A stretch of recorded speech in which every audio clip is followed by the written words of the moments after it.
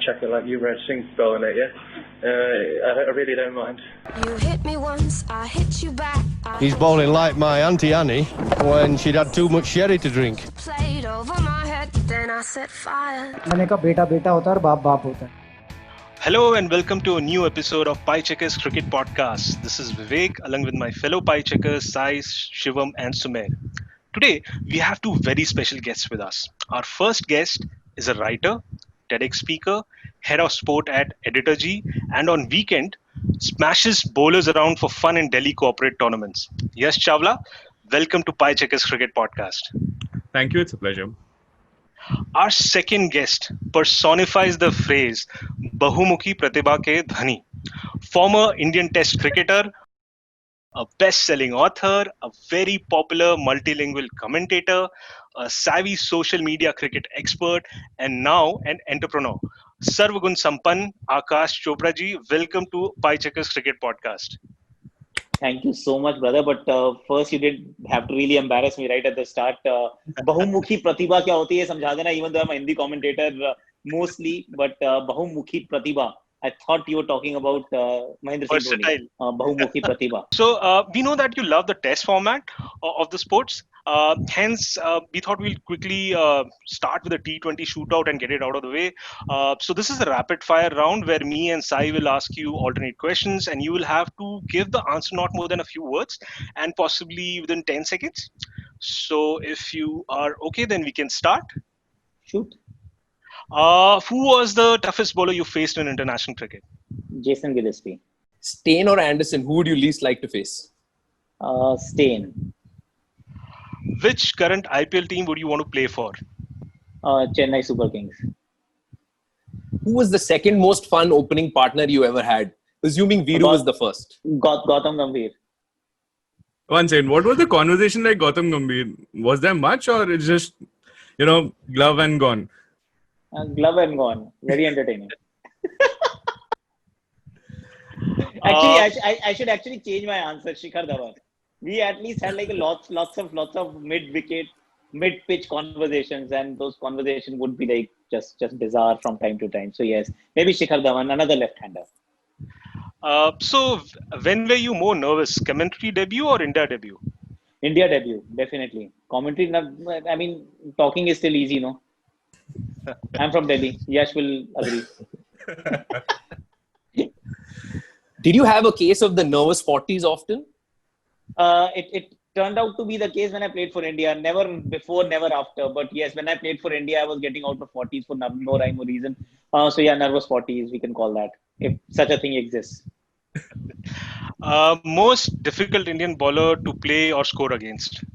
I think Zaheer Khan was one of the most difficult bowlers that I actually faced. Ashish Nara used to play with me. So even though he was very skillful, but Ashish, since both of us actually go back, we are come from the same stable, Sonnet Cricket Club. So I've played him enough in the nets. But Zaheer, because we need to keep it short. Sorry, Zaheer. Of all the books written on Indian cricket in recent times, which one has impressed you the most? Recent times. Yeah. I don't know how recent that is, but a corner of a foreign field or whatever. This was, I think, Ramachandra Guha. Corner of a playing field, I think. That's the one I really liked. Okay.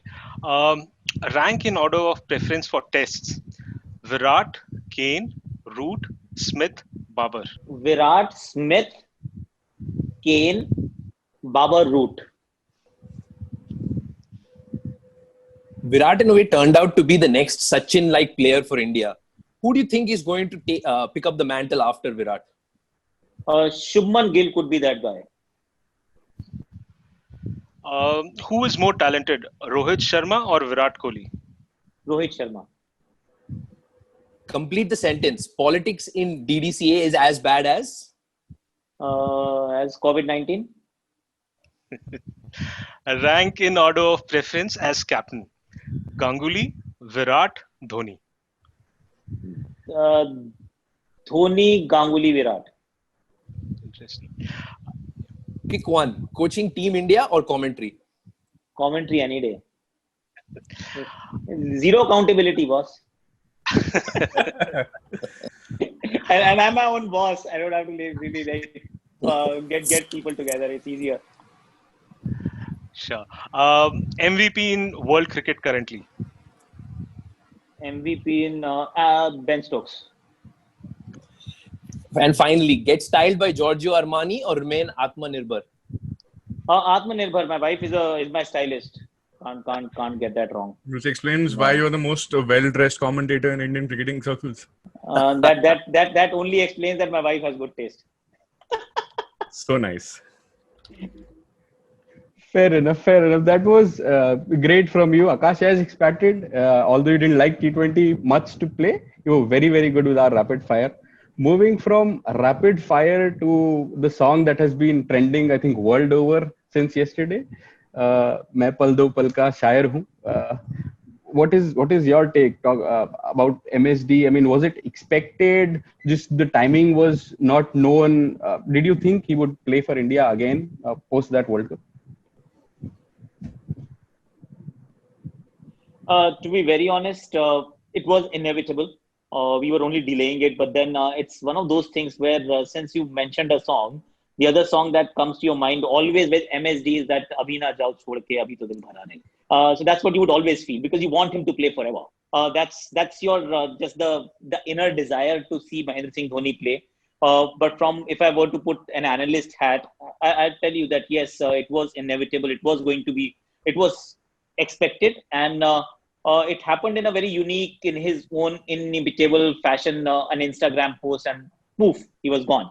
So yeah, quite strange the way it actually, in the end, it feels because we were waiting for over a year for him to decide and say something about it or make himself available for selection, and suddenly there is an Instagram post and it's gone. Dhoni's retirement, I know it didn't surprise any of us, but Raina's retirement, did it surprise you? Shocked me, Yash, because on my show we actually had a over an hour long conversation, and before that conversation we had multiple conversations on the phone, and all the while he kept saying, Akash bhai, I'm looking forward to playing for India again. That's all I want. The only thing I want in my life is to play for India again. I've made enough money. Money will come. Money, I'm not bothered. I'm okay. I'm very well off. I'm very happy where I am in my life. But I want to play for India again. So when he decided to call it quits, I was really shocked. It wasn't even a mild surprise. It was actually shocking that Raina has called it quits at 33? Interesting you said that it was a surprise. It indeed was. If you also look at a lot of his posts on Instagram from the last couple of weeks, he was looking forward to play. But do you think there was any influence or any sort of thought about the fact that MSD is retiring? And is there any connection? What are your thoughts on that? I hope not, yeah. Honestly, you don't ask anybody when to start playing, and you don't want to be influenced by anybody when it comes to you deciding when you're calling it quits. So retiring is a very individual decision, and everybody should take it as and when they feel it's right. Selection, non-selection, irrespective, regardless of that. So I'm pretty sure that they're in Chennai, both of them are together. They must be talking or whatever. What transpired, I've got zero idea about it, so I'm not privy to that information. But I'll be very sad if a decision to retire at the age of 33 is taken on the basis of some influence. I would not want to believe that, because Raina, I was actually very, very keen to see him perform. I thought that the 2 World Cups in 2 years, the 2 IPLs in 2 years, in actually 8 months' time, and he's only 33. If he can perform, then why not? He could actually possibly be back in the Indian team. And then ironically, I don't know, for one part of me still feels that Raina hasn't retired, because he hasn't said it in as many words. There is no communication whatsoever from the BCCI social handles either. So everybody has celebrated Mahendra Singh Dhoni's career and retirement and all of that, but not one post from him or from his agency, his managers, BCCI. There is no post that the guy has retired. I mean, you're talking about one of the best southpaws to have played for the country. Mr. IPL, white ball cricket, absolute champion. And he suddenly goes away and there's not doesn't merit a single post is slightly baffling. Even though I've already congratulated, like I've already celebrated Raina on my personal show, I'll look like a fool if he actually tells everyone, I'm not retired, boss. I mean, you guys are like Birbal ki khichdi. Case le lo mera. Do you think we'll go on to see MSD commentating or as an expert analyst somewhere down the line? I doubt it actually. MS may come maybe for a stint or two. I don't think. I think I remember him saying, I think he was watching television or it was one of the interviews or whatever. He said, "This is what I'm never going to do. I don't want to be an expert there." And he would obviously, if he comes there, he'll excel because that's what champions are. They find ways to excel at everything that they do, and Dhoni is no different. And Dhoni's got like a reservoir of knowledge, experience, and stories to tell. So if he's there, it'll be outstanding. But I don't see him making it making a career out of it. He's very happy staying away from the limelight. He's not someone who's craving for camera. He's not someone who's telling or asking everyone, seek my opinion. He just goes away. He's that kind of a guy. So commentary, analyst, appearing on TV punditry, no, I don't think Dhoni will have his heart in it, to be very honest. He may have larger things, better things in life to look forward to. But maybe a stint or two here and there, but I don't see him commentating or rather taking this profession as his second profession after cricket. I think he's in a biosecure bubble, right, Akash? I mean, he's organic farming in Ranchi. He's very secure. His inner circle is very, close and tight. Very few friends his social media posts are also like very limited and about his child, his automobiles, and he's a very reclusive person. It just appears like that, right? Yes, from a distance. Yes, see, I'm not in the inner coterie. So if I'm not in the inner coterie, I can't tell you how open he is otherwise. He may be. See, all of us are different people to the world, to the outside world. And we are quite different people when we are amongst ourselves, like our friends, our close circle. So Dhoni, I've had very little interaction with him post spending a month with him in the same room. That was 2004, before he played for India. I had played for India by then. He hadn't. That was in India 8 or long time back. But since I have not had the opportunity, the privilege to actually have conversations. So no, I've got zero idea about what he has in mind, and that's what Dhoni does actually. But Akash, the closest people to him also can't really claim to know him. Yeah, of course. Suresh has, of course, indicated that he wants to play in overseas leagues, and probably it was one of the reasons why he had opted out of Team India uniform. Do you see Dhoni playing in overseas league? Probably Shane Warne also invited him for the 100. I doubt it actually. I have my doubts that Dhoni would want to go and play. See, for him, playing would mean a lot different. See, a lot of people who go out and play in different leagues at a certain stage of their careers, they're either trying to just lengthen their careers, that they stay in touch because they're not playing first class cricket any longer. They want to make a little bit of extra money and keep themselves relevant for the 10 months when IPL is not happening, because IPL is always on their mind and is the major event in the cricketing calendar for every one of them. Does Dhoni fall into that bracket? No, he doesn't. So if BBL or that 100, if they were to invite Dhoni, they'll have to do something exceptional for Dhoni to be even interested in going out and playing. Because if he was still keen to play, see, there was no reason for him to not make himself available for Team India for the last 1 year. He's happy not playing also. He's happy just staying on his farm and doing whatever he's doing with Ziva and his family and his dogs and whoever. So he's happy in his own very nice world. And to be very honest, Yash and the rest, when you're on the road for so long, for as long as Dhoni has been, with the kind of pressures that he's seen over the years as an India captain, as a runaway match winner, in the end, once you hang up your boots, you really don't want to add more things to your itinerary. You want to keep it really light. My thoughts again, Dhoni, only Dhoni knows what happens. Moving on, talking about pressures in one place, we'll get to see Dhoni play. Probably is this year's IPL and maybe a couple more we would like to. Akash, you were a part of the first IPL. What was it like being part of the first IPL? Did you ever think at that time in your even wildest of dreams probably that IPL will become this big, command an important place in the international cricket calendar? No, I didn't think that way, to be very honest. See, what happens is the first IPL 2008. Even though I was 30, but when in the cricketing ecosystem, T20 was still very nascent. It was at its nascent stage. There was still a lot of resistance. I called myself a purist. I played the T20s, but my heart was not in T20. And soon after, I realized also that I'm not good enough. No matter how hard I try, I'm not going to make it to T20. Because I was just born in a wrong generation, thinking or growing up or trying to become a certain kind of cricketer, which was not suited for T20 cricket. So as a sports person, I did try my best. I gave my best shot. I want no excuses there, but I was not good enough, simple.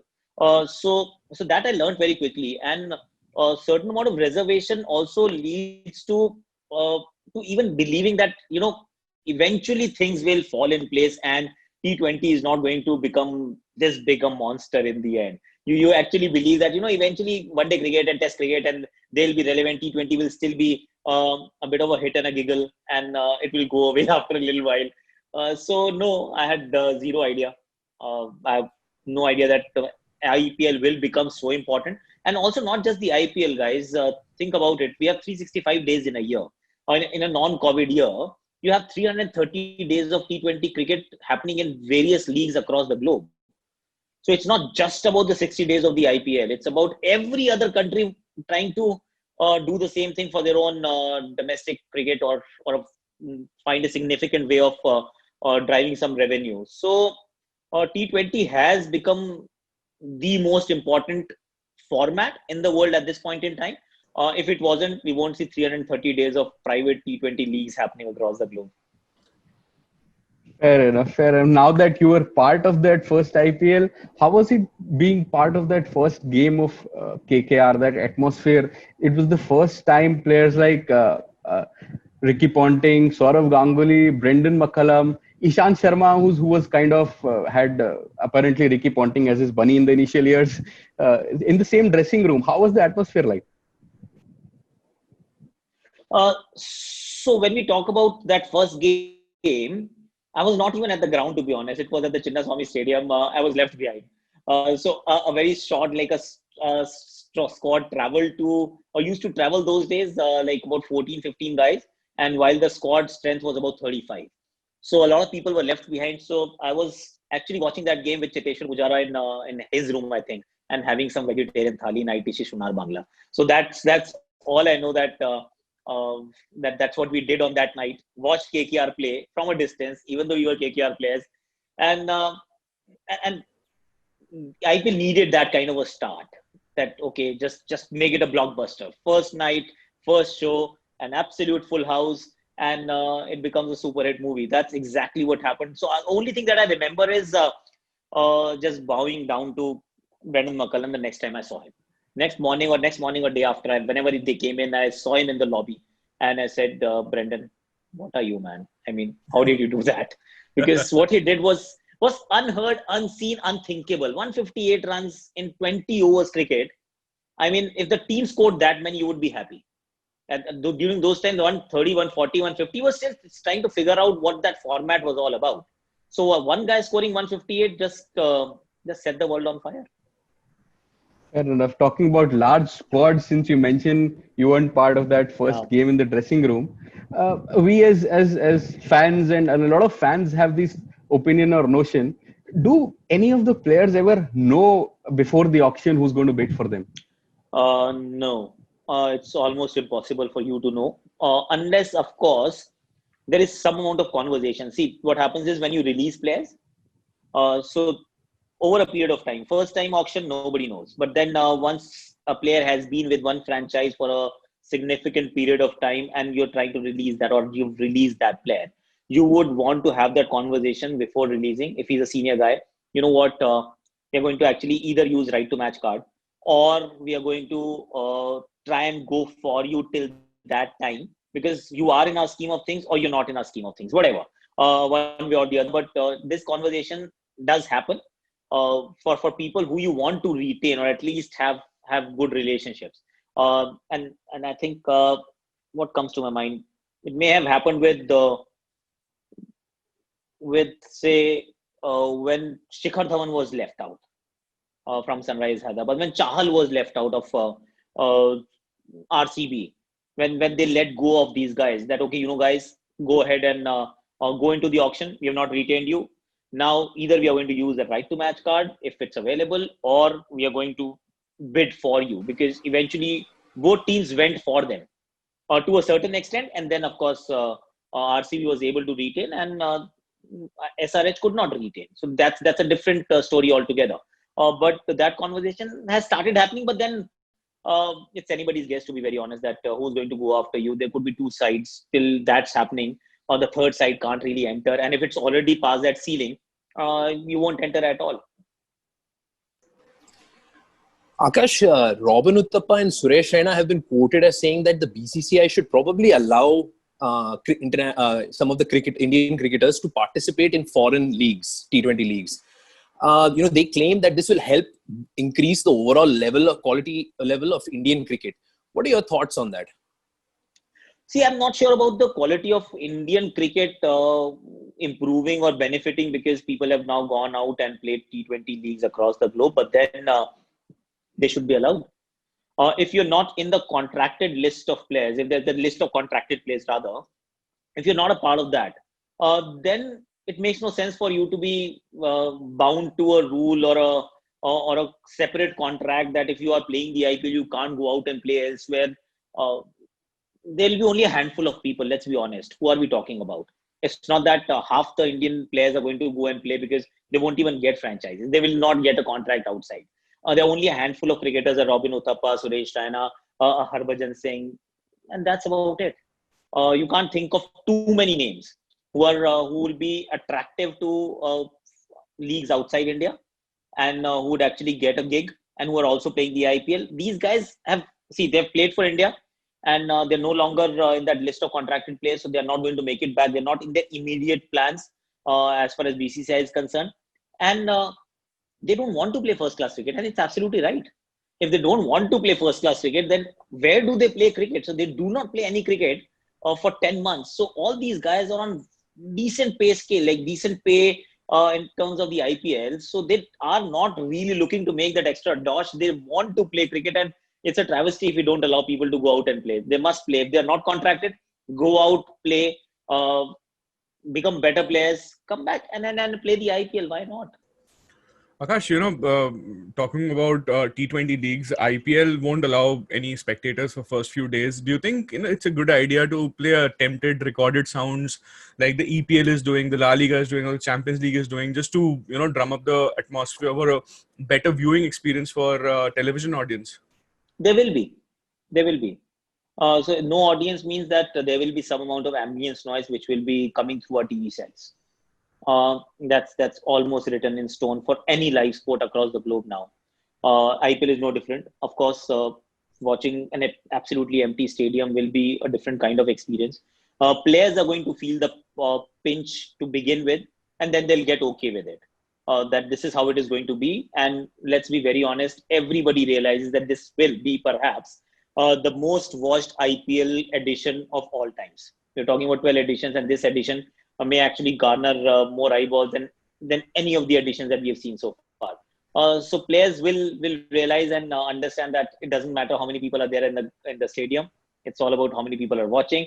And once you get used to that idea, we all adapt. Once we get used to something, we get used to. We've gotten used to wearing masks, guys. We don't go out without wearing masks. So when you like, if you're a decent thinking individual, you'll get used to different things very quickly. Akash, are commentators going to be traveling to the UAE in a protected bubble to watch the games and commentate?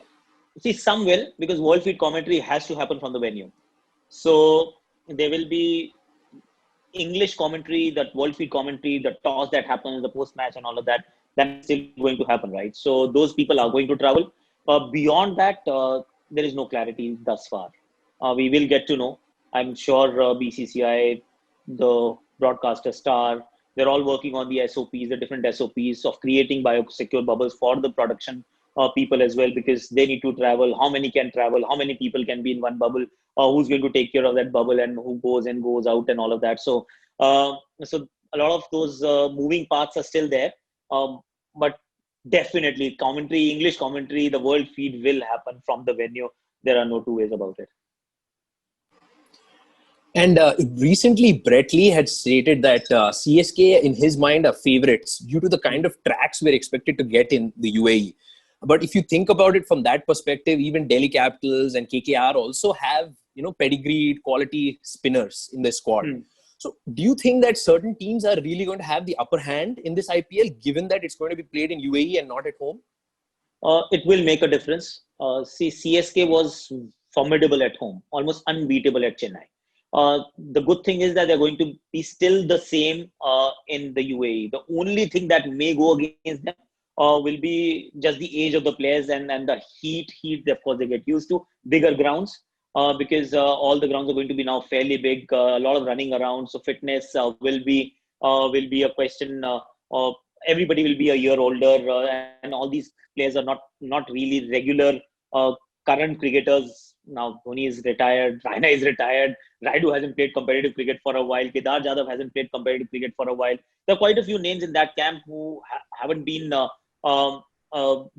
playing regularly. So that's one challenge, but that's the challenge that they have faced and they've overcome quite successfully over the last 2-3 years. So I actually feel that they have the best bowling attack now. When you look at the conditions, they already had great bowlers, a lot of spin department, like the spin department is very robust.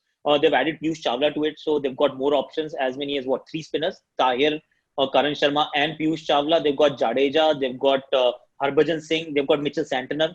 I mean, 6-7 spinning options, plus a Dwayne Bravo and a Josh Hazelwood, Shardul Thakur, Deepak Chahar. This is the best bowling attack that you could actually think of considering those conditions. So once bowling is all right, and don't they say that batsmen win you matches, bowlers win you tournaments, trophies. So Chennai Super Kings will start as one of the firm favorites to win the trophy. Dhoni will, of course, will be itching.